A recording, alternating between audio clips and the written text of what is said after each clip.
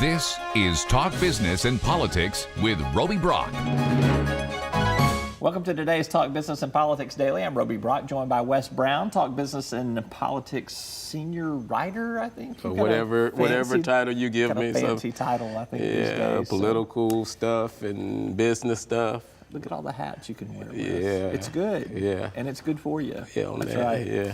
All right, we're going to play 4 minutes, 4 questions, but I'm going to throw a little wrinkle into everything today. When I ask you these questions, you have to tell me if this is a puzzling subject or if it's a not puzzling subject. So we're going to play a little puzzle You puzzling me right now. All Okay. right, so let's begin with, we got the state's latest GDP, gross domestic product numbers. Right. For the third quarter of last year, 2%. This is coming off of 4.8%, 4%, and 3.5% GDP for the state in previous quarters. So it's a pretty big decline.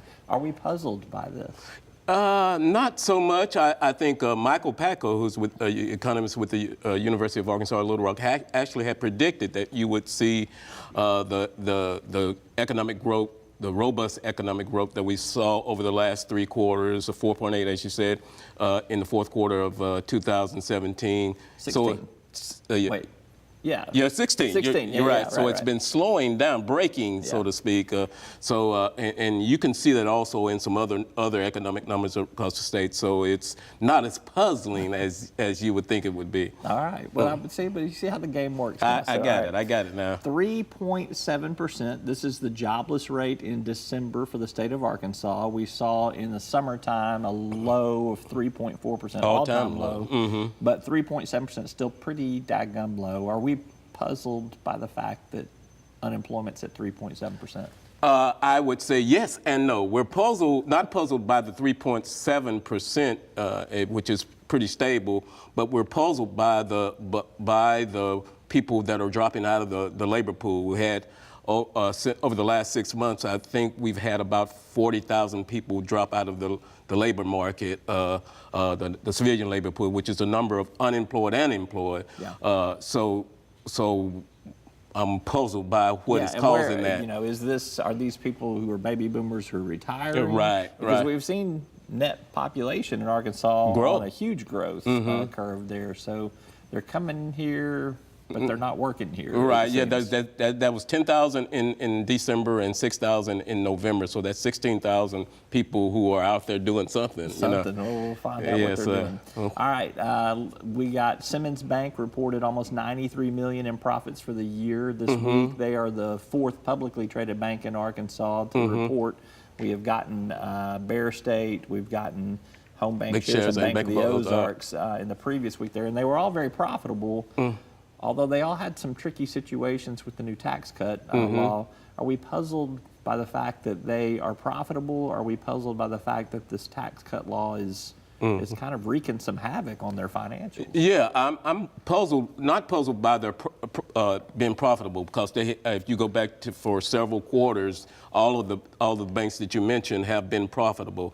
But I am, and I think many people are puzzled by what impact the tax reform package is having on specifically wages. I think more of that money you're going to see go more to shareholders and in dividends rather than seeing going in wages. If you look at the percentage of that tax cut, it's a very small percentage that are going into improve wages. But and we'll have to wait and see if these wage gaps will continue to.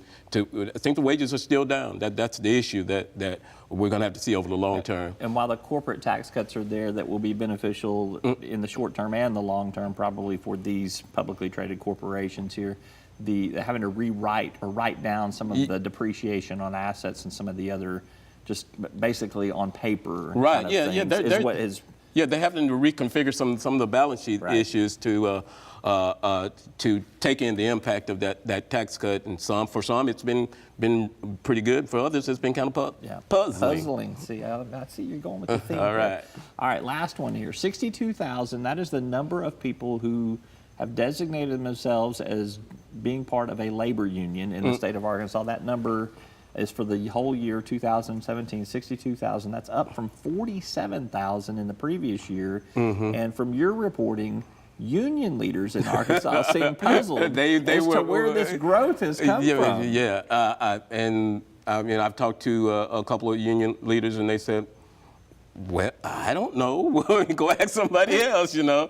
And but that number is going up nationally. But what I think what is causing this is similar to what's happening in the overall employment numbers. You're seeing growth across the South, and all the union growth was in the South. So that I believe that the young people and the people that are coming into the labor pool, many of them are looking for those kind of relationships where they can be protected over a period of time. So we'll have to see, and as one think tank in Washington, D.C., we have to watch this trend to see if it's going to continue to move up, because it's been down over several years. So see if this trend is going to continue to improve over the next 4 or 5 years. Yeah.